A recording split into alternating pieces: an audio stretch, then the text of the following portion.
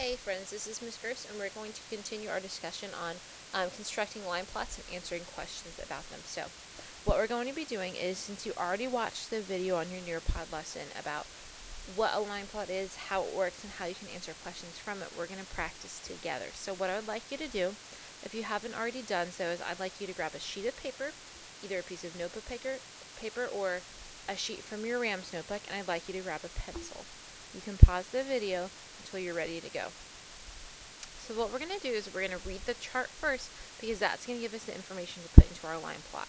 Now, the title of this chart is Miles Run by Students on Running Day. So we're going to pretend that this is a chart that Mr. Staub made from our school. It's going to be about the miles that the students ran on running day. So one of our labels is miles ran.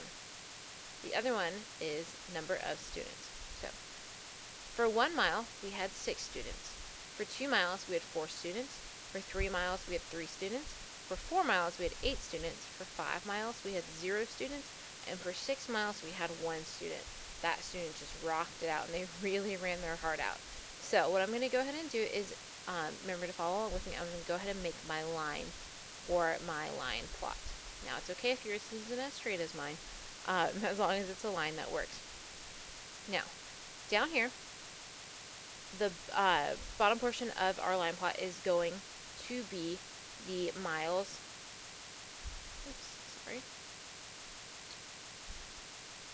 Go ahead and delete that.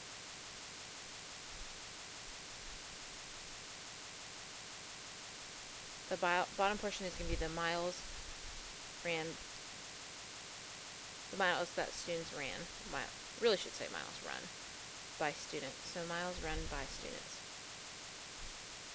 So we know that we had 1 mile run by students. We also know that we had 2 miles run by students. We had 3 miles. We had 4 miles. We had 5 miles. Oops. It was really hard to do this on a laptop. We have 5 miles. And we have 6 miles. Now, there's no need to go below 1 or above 6 because our chart doesn't tell us anything about that, so there's no need to include it. So we have the different miles run by our students. So then on the side over here, this side is going to talk about the number of students. Now what I'm going to do is I'm going to go ahead and see if I can't turn this.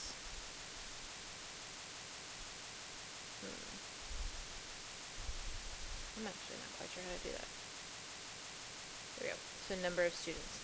So if you want to write it sideways up your paper, that works.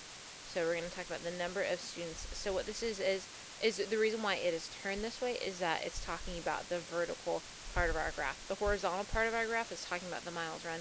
The vertical part of our graph is talking about the number of students. Now, we know that 6 students ran 1 mile. So what we're going to do is we're going to make 6 X's. 1,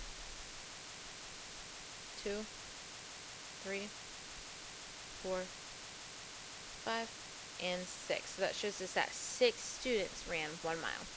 And for 2 miles, there are 4 students. So 1, 2, 3, 4. For 3 miles, we had 3 students.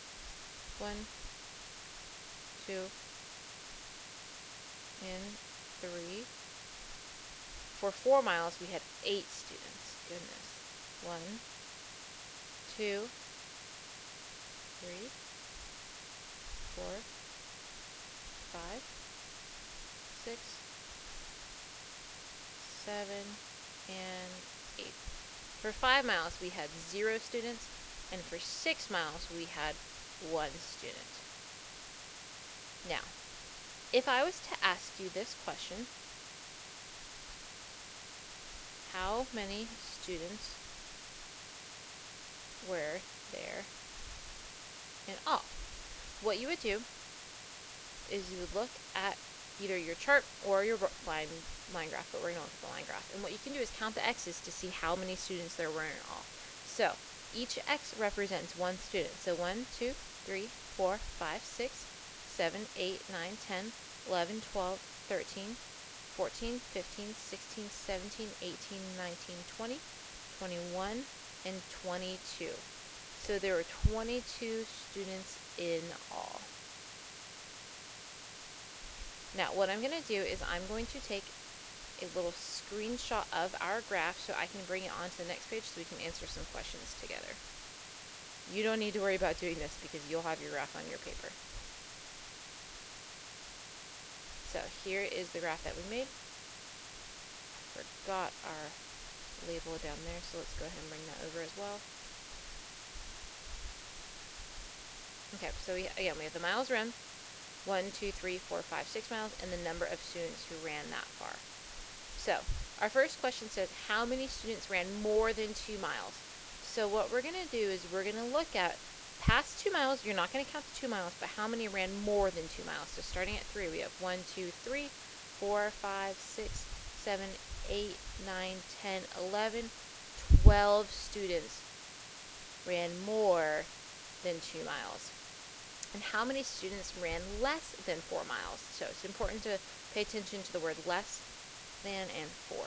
So less than 4, all of these numbers down here, we have 1, 2, 3, 4, 5, 6, 7, 8, 9, 10, 11, 12, 13 students ran less than 4 miles.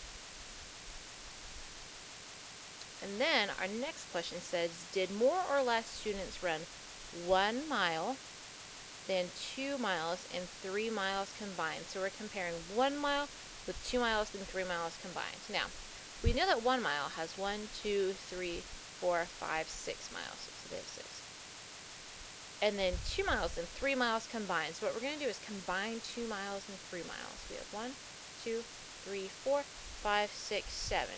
So 2 miles and 3 miles have 7 students who ran that far. Now, it said, did more or less students run 1 mile than 2 miles and 3 miles combined? So what we know from counting the students on our graph, more students ran 2 miles and 3 miles combined. So less students ran 1 mile than 2 and 3 miles combined. And that's our little example of how to read a line plot, how to make one, and how to answer questions about it. So what you're going to do now is you're going to wait for a partner to finish their Nearpod. And what you're going to do is to grab the independent page from your independent center, which already has a line plot on it that is made for you. What I'd like for you to do is get with your partner, and I want you to answer those questions together using that line plot. Good luck and have a great day.